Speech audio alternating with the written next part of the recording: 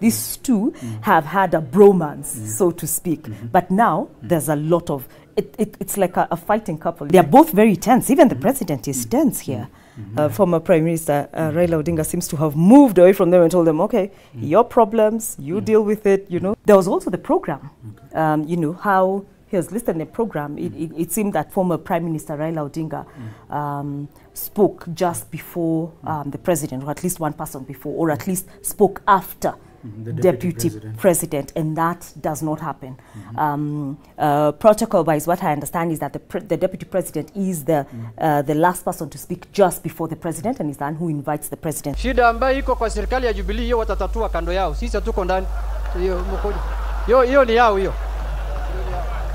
Look at the selection, and let me answer that question based on the selection of whoever they chose to MC this event. They chose the loosest cannon they could find. Actually, there's the clip that's going around where the president is very amused, and President Ruto is, and Deputy President Ruto, sorry, is just cold because Honorable Junet has talked about how they are not party to the problems in Jubilee, and the president just laughs. It would have been okay if they both laughed. That would have said, okay, we're together in this. But that he laughed, and Deputy President Ruto did not.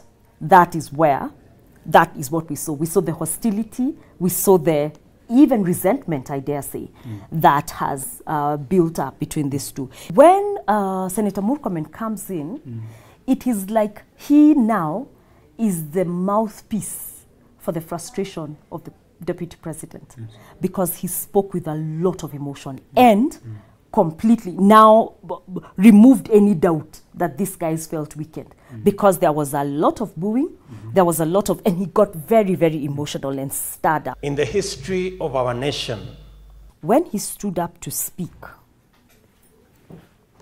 in my view, when I was looking at it and when I was listening to him, I felt that he gained some power, then went on to actually speak, and spoke with a lot of clarity and spoke without stuttering throughout. For somebody who had gone through what he had gone through, that is a cap on his feather. That is a cap on his feather. It speaks to him as a very strong communicator.